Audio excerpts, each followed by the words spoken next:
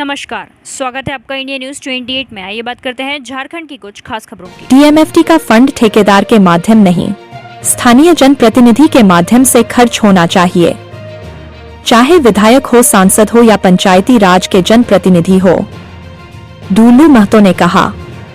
आज Dhanbad town hall में जिला प्रशासन धनबाद द्वारा आयोजित जिला खनिज फाउंडेशन ट्रस्ट के न्यास परिषद की बैठक में धनबाद सांसद डुल्लू महतो एवं बागमारा विधायक शत्रुघ्न महतो शामिल हुए।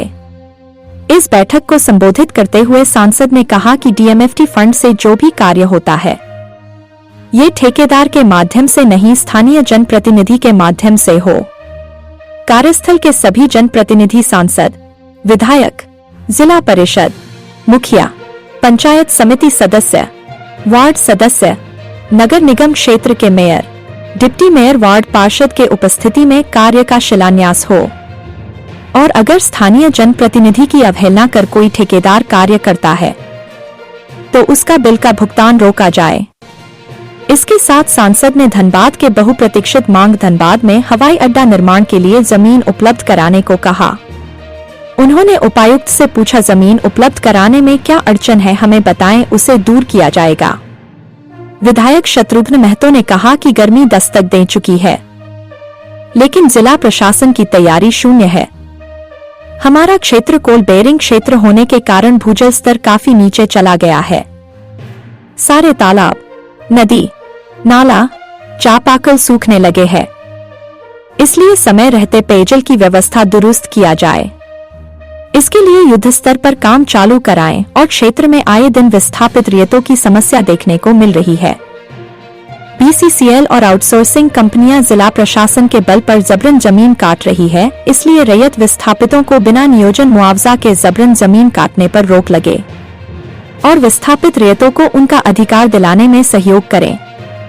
इस बैठक में गिरिडीह सांसद चंद्र प्रकाश चौधरी, धनबाद विधायक राज सिन्हा, झरिया विधायक श्रीमती रागिनी सिंह, निरसा विधायक, सिंदरी विधायक, टुंडी विधायक सहित जिप सदस्य, मुखिया, पंसस उपस्थित रहे।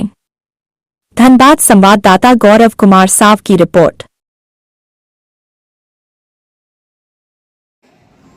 कोल बेरिंग क्षेत्र में पहले पानी की समस्या हुआ करता था, कारण उत्खनन के कारण, मगर धीरे धीरे धीरे धीरे ग्रामीण क्षेत्रों में भी जो राज्य सरकार और केंद्र सरकार की योजना के तहत, चाहे डीप बोरिंग हो, चापाकल हो, चाहे किसी तरह की योजना हो, उससे जो पानी मिलता था वो भी धीरे धीरे वाटर लेवल एकदम इतना नीचे जाने के कारण वो समाप्त धीरे धीरे हो जा रहा है।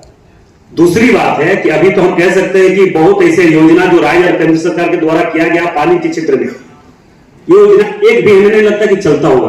अभी जो बीसीसीएल के बड़े बड़े खदानों में उत्खनन होने के बाद जो पानी जमाव था, उससे कुछ कुछ क्षेत्र में बहुत जगहों पे चलता होगा। जो अभी बड़ी योजना जो आपके माइथन डैम से या तपचाची डैम से है, वो 2-3 योजना चल ही रहा है। बाद बाकी छोटे छोटे योजना जो छोटे छोटे जगहों से चलता था, वो सारा योजना बंद हो चुका है। बस मेरा ये सुझाव है कि आप जरूर उस पर विशेष ध्यान देते हुए, क्योंकि गर्मी भी बहुत विकट गर्मी आने वाला है, ये विकराल गर्मी आने वाला है, बहुत कम समय में, ये मौसम विभाग भी कहा है, इस पर विशेष ध्यान देना है। दूसरी बात है, जो प्रस्ताव आया है सारे लोगों का, खास करके केंद्र सरकार का भी ये कहना है, राज्य सरकार का ये कहना है कि हमारा विकास जन जन तक पहुंचे, धरातल पर जन जन अंतिम व्यक्ति तक पहुंचे। तो इसके लिए मुखिया का हम लोग को सहयोग लेना है। मुखिया का प्रस्ताव आता है तो उस पर किसी तरह का कोई, जब तक मुखिया का प्रस्ताव हम लोग नहीं लेंगे, आप लेते हैं उस पर धरातल पर नहीं उतारेंगे, तब तक हम लोग नहीं जा सकते, क्योंकि ये राज्य सरकार का भी सपना था, केंद्र सरकार का भी सपना था। जिला पंचायत अधिकार का चुनाव जो होगा तो निश्चित तौर पर हम लोग गाँव गाँव तक, घर घर तक पहुंचेंगे, जन जन तक हम लोग विकास पहुंचाएंगे। मगर ये अभी तक नहीं हो पाया। हम लोग देख रहे हैं कि मुखिया लोग कभी जो फंड पहले आता था नहीं आने के कारण, कम से कम जिला से भी कुछ फंड ऐसा हो कि हमारा गांव में काम हो सके।